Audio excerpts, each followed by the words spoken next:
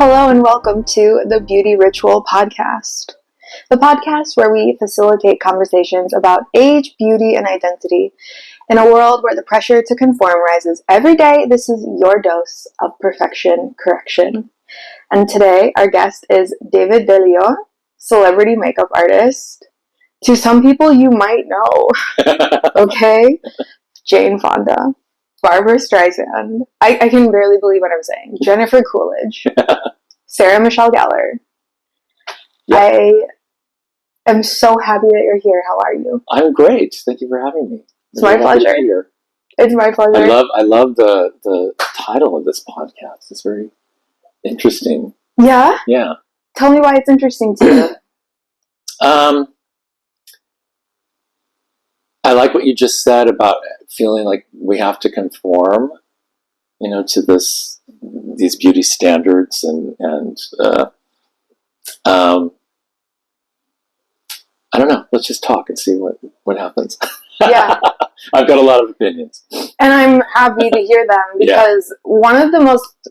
Well, first of all, I just want to say something about your energy because in the beauty world, it really is about like where you fit in best. Like where's your best zone as a professional to shine. Mm-hmm. And sometimes it's the salon and sometimes it's a set and sometimes it's just on location. It just depends for each person. Your energy in particular to me is so interesting because it's sophisticated and there's fun bubbling up underneath it. But it's very distilled, so it's calming and it's wonderful to be around. Thank you. And I think what I'd love to pick your brain on today is, first of all, how did you really get into makeup and how has that career impacted your view of aging? I got in, well, we'll have to go way back. When I was a child, I used to draw faces and I would draw makeup on them. I don't know, it just spontaneously kind of came out of me. Mm-hmm. And I had no idea that makeup was a profession or anything as a child. And I was also a performer and into music and it's just I sort of fell into it as a young someone in my 20s, and it's literally just snowballed. I started in theater and then got into independent movies and student films and just kept going and going and going to see where I could go. Performance is such an important part of this. Yeah. And I don't think people really understand that glam has a performance aspect, an element to it. It does, and I think presentation, how you present yourself, especially in the beginning, it's kind of what sets you apart, and actually throughout your career, it's kind of what sets you apart. The energy that you give off, the way you treat people, the way a big part of our job is to make people feel comfortable, make them feel safe and feel, we're preparing them to go in front of a camera, whether it's, even if it's a bride, she's going to be photographed that day, she's going to be in front of a lot of people, or if it's a movie star, they're going to go in front of a movie camera. Part of our job is to make sure that person feels great, whatever they need to see in the mirror. And I know a lot of artists can be very big. I try to sort of let my client be the biggest thing in the room. Yeah. And let my artistry be the most fantastic thing about me, That's just how I work. But yeah, what was the question? No, you dove into it, and I think we went off a little bit under the performance aspect because that's probably the most fascinating thing about glam to me, is I love supporting people to feel their best. And what you said about seeing what they need to see in the mirror, I really feel like what I love about the job is holding that space for them to feel it so that they can see it, because it comes from inside. It's not like, oh, I see it outside of myself and there it is. It's no. like, to me, I get a little bit like, okay, it's like inside me, and then I see it. And I'm using the glam to like contain it and to work through that. Yeah. Yeah. I'm making it sound a little like serious because it's so much fun. Well, but it is. I mean, we're transforming people's personas, their faces, their hair. It can be a very spiritual process. You know, even if you're not speaking about spirituality, you're still giving off whatever you're giving, energy you're giving off, and you're taking energy in from that person. So it can be kind of a profound thing. You know, it's not just surface. You know, even though, you know, we do employ all of our tricks and, you know, talents and all that, you're dealing with a human being. So there is always an exchange of energy, I think. Well, you know, you started your career in your 20s and you've had incredible success and incredible artistry. How did you do that without hitting points of burnout? And because there's so many challenges and twists and tunnels in this career, especially in this city, Los Angeles, burnout is a really real thing that I see in very talented people. Yeah. I think you have to keep your eye on the prize, whatever that is for you. For me, it was to work in movies and fashion and, you know, the visual arts. And so I always told myself, you know, whatever I was, you know, when you start out, the jobs aren't always the best jobs. You know, the surroundings aren't always the best surroundings. Tell me about it. And it can be a little soul draining sometimes. It sure can. And I always said to myself, you know, this is another brick or another step where I want to go. This is where I am now. This is where I want to be. Right. So I just kept my focus on that, you know, and learned everything I could as I went along and met people, and, you know, different opportunities started to come, you know. Yeah. When it's the right thing, when it's, you know, when you're destined to do this or whatever profession you want to do, things do start to happen. Yeah. You know, I mean, I came to LA, my family's not in show business. I didn't know anybody in show business. I slept on my best friend's floor because somebody else had the couch, and I had a bag of coins when I came to LA. Like, nothing. That's amazing. No one could have started at, you know, a lower point than I did. And I found out, like, yeah, I didn't know anybody, but I met people. Right. You know? And a lot of what we do, it's referral. It's, you know, do you know a hairdresser? Do you know a makeup artist? Do you know this? Do you know that? Relationships. It's relationships. And I've always said, you want to make friends. You don't want to make enemies, you know? And so I'm nice to everybody. You know? And just, it feels good to be nice to people, you know? Yeah. Because when you are, you get that energy back. Right. And, you know, I try to leave people with a good impression of me. And even when I started, I always pretended that everybody that sat in my chair was a movie star. So if someone's a very important person, you're going to stand differently. Your touch is going to be more gentle. You're going to be polite. You're going to be very professional, you know? And so I was training my brain. Yeah. And then when the movie stars finally sat in my chair, I was ready. You know, I knew how to treat these people. I knew how to act. I knew how to keep my cool. Yeah. So little things like that when you're starting out, it's so important. And, you know, it's things that set us apart. You know, at a certain level, we all should be able to hit this level of artistry, right? Yes, I agree. So what sets you apart is your professionalism, your presentation. And it's different for everybody. You know, we're all individuals. We all have ways that we shine. I still keep an immaculate kit. I wash my brushes every night before a gig. Everything is clean and fresh and ready to go.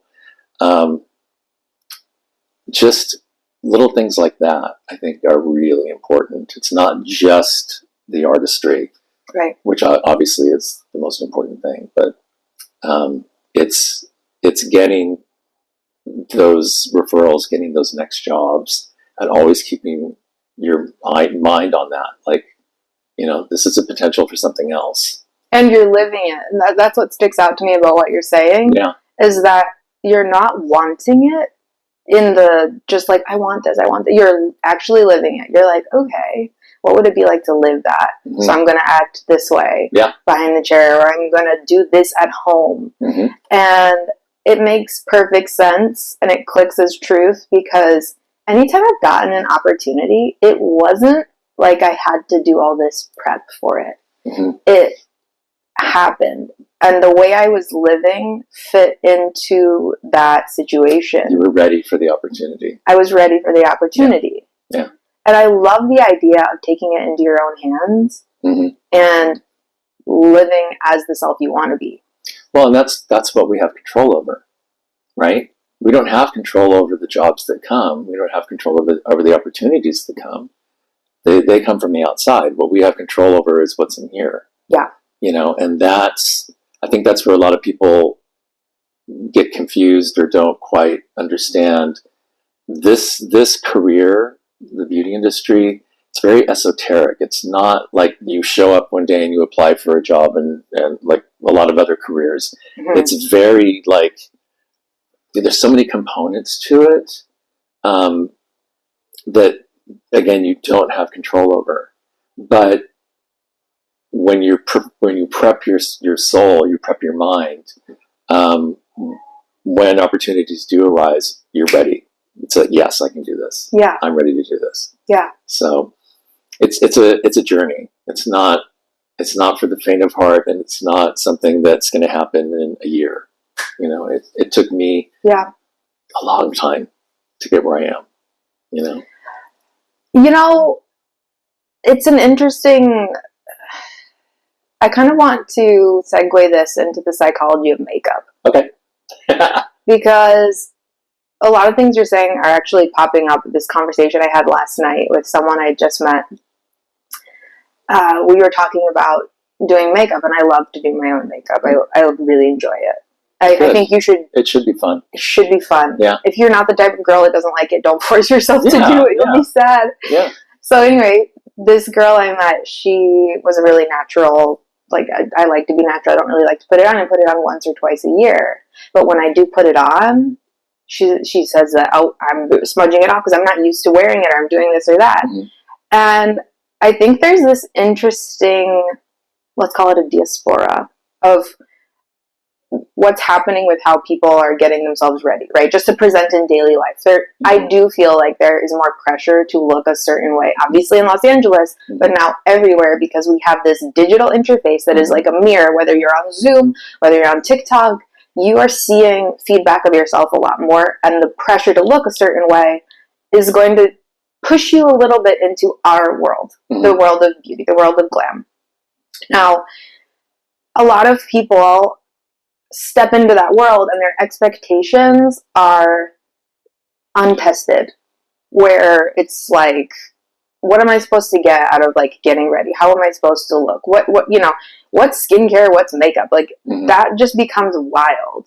Yeah. And as a professional, trying to take someone from 0 to bridal, right? Or 0 to work presentation, whatever that is. You're filming a workshop, it's an interesting journey, and I'd love to know how you handle taking someone from 0 to 100, because someone like one of your, like Jane Fonda is so used to glam. Yes. Like she has this like insane like biblical knowledge of what it means. Yes. But someone off the street isn't going to. Someone who only gets once or twice a year, but then the opportunity comes for them, right, to present themselves. It's always about communication with your client. So if you're working with someone that is brand new, they're just a beauty virgin, they don't wear makeup, they don't, whatever. As much as you can get out of them of what their expectation is, and what they're comfortable with. I'm not going to do a Kim Kardashian makeup on someone that's never worn makeup before, right? I'm not going to contour and do big lashes and all that stuff, because they would feel horrible. It just wouldn't be something they'd like, unless it's something they want to try. I'm not laughing. I'm laughing. Unless they want to see that, Sure. I mean, you just But it might not be what they expect, right? Exactly. And I've always been, I can do anything as an artist. Okay, I was a prosthetic artist. I've won an Emmy. I've done all that whole side. I've also always been a beauty artist at the same time. Very rare. So if someone wants something specific, I can do it. But I don't just have like a stamp that I do, which is what I see a lot in social media. Yeah. A lot of people, they do what they do. Yep. You know, they're not even looking at this beautiful face and like, no, she doesn't need contour. She doesn't need highlight there. She doesn't, you know, whatever. So it's really about listening and trying to interpret what they really want, you know, which is different than, say, a movie star in a movie. You know, you're creating a character or someone on a red carpet. Of course, you know, they're used to a little more glamorous look, right. Or you know that's the expectation, right? Everything is amplified. But you pointed out something interesting, that the new era of makeup artists are really into filters, basically. Yeah.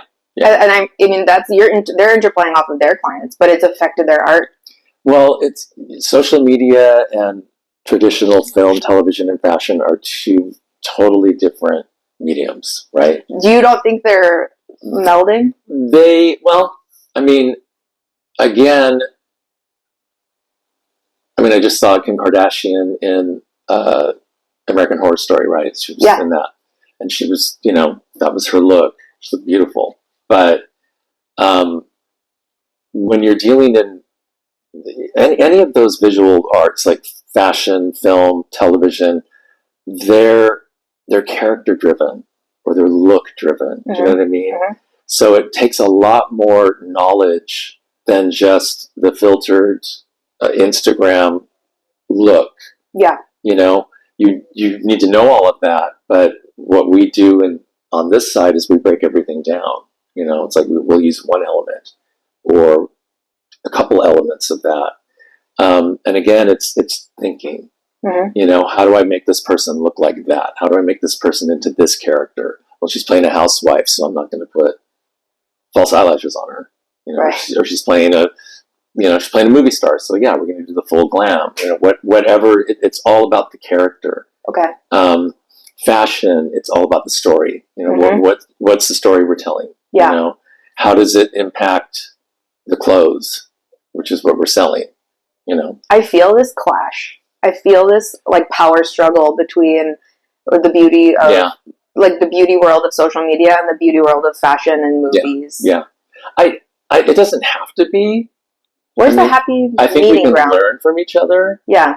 But you know, again, as an artist, you're using, you know, you're working with lighting, you're working with cameras, you're working with products, you're working with, you know, when you're working in the realm I work in, there's a lot of other people above me telling me what they want to see. Mm-hmm. You know, so it can be a director, it can be a producer, it can be the actor themselves. Yeah. It can be a designer, it can be, you know, all of the above. All the above.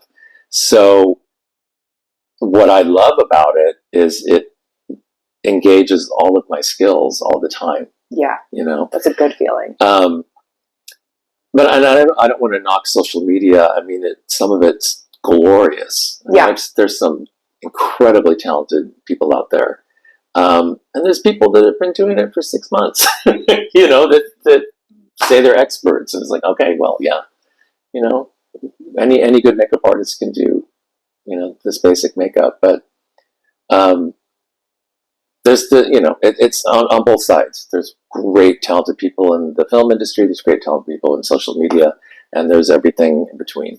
So to me, I do feel that there is an opportunity to learn confidence on either side. Yes. Which is like and I'm speaking of the confidence of like delivering is artistic and it's part of what the exploration should be for you. Mm-hmm.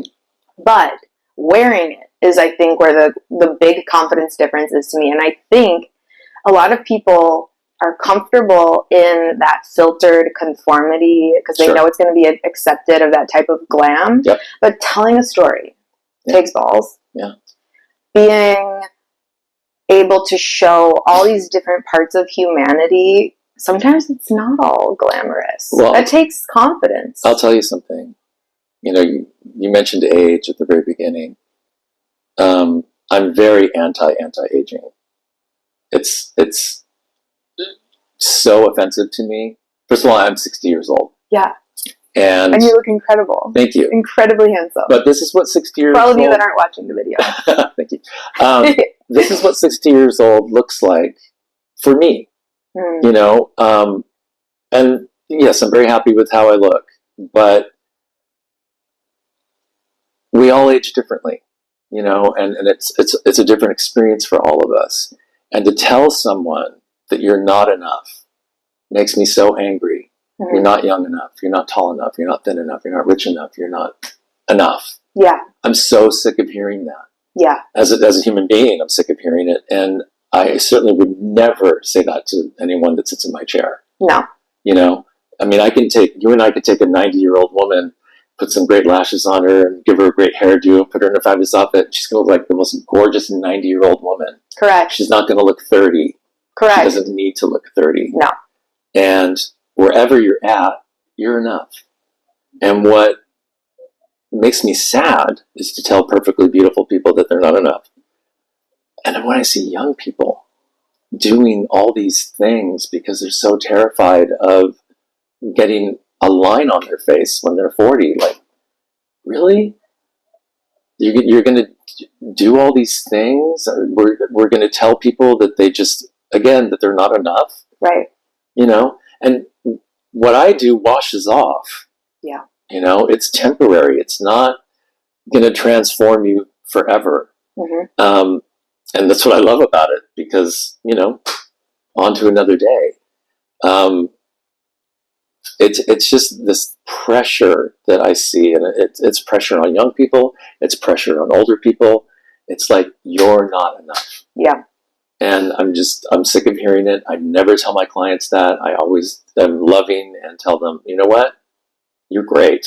You know? And the other thing that bugs me is older women, but it can be any older person. Young women have the whole crayon box. You can be sexy. You can be funky. You can be artsy. You can be like any look you want to put together. Older women, you have to look younger.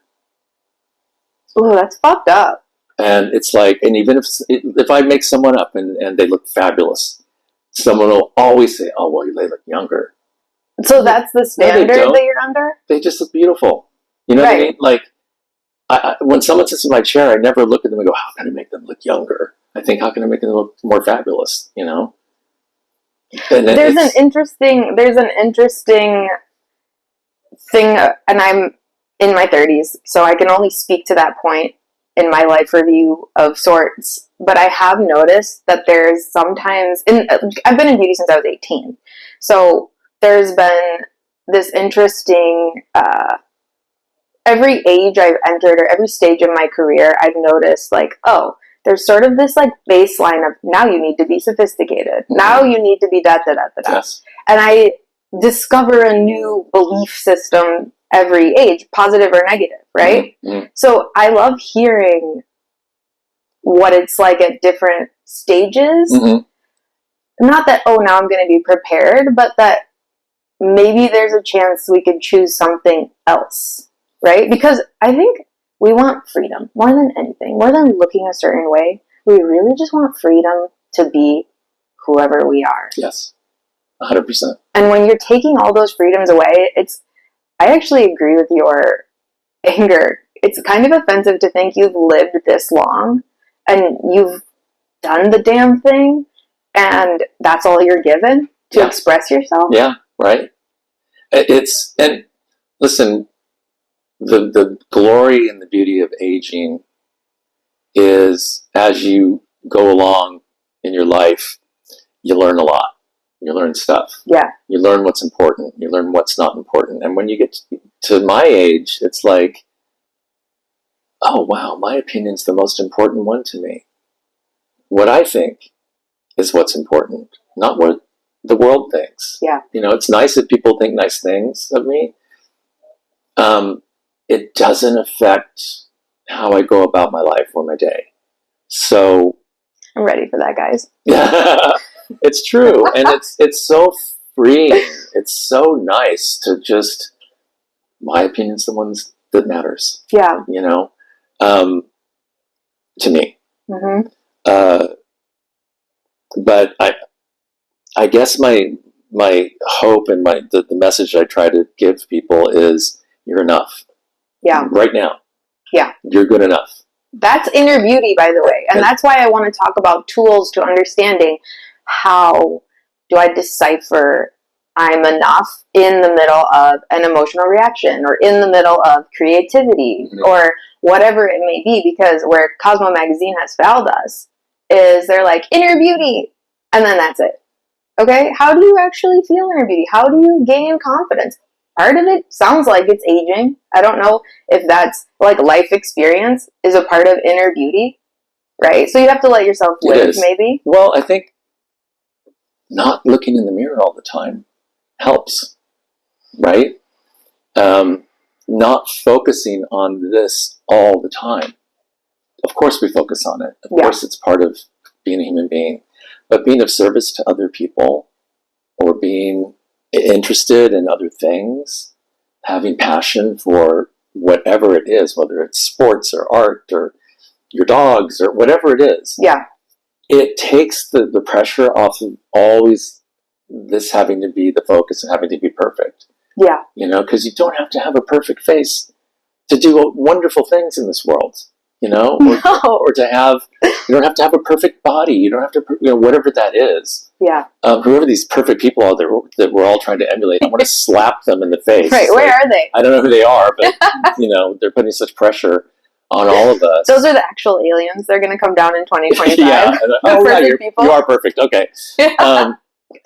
No, but it's really shifting your focus, shifting your brain. Again, if you're just focused on one thing, you're boring. Oh God. And you're bored. Yes. So that's so true. Yeah. And if we distributed all equally that pressure to look in the mirror, then there's a few people who should probably wax their upper lip and tweeze an eyebrow and brush their teeth. Yeah. Be a good salsa partner. Would you want to dance with someone who, has a lot of things going on like that? Yeah. And then the rest of us that are hyper fixating in the mirror can, let's just hand some of that out to where, because there's like basic grooming that I do feel I like, and that's part of the other part of my job. It's like absolutely that basic level of presentation, but it's almost like some people have taken all of it into their own little sphere, and it's like other people are like, I don't care, I don't look in the mirror. Well, it's like maybe we should divvy it Find out. Find a balance. Let's balance.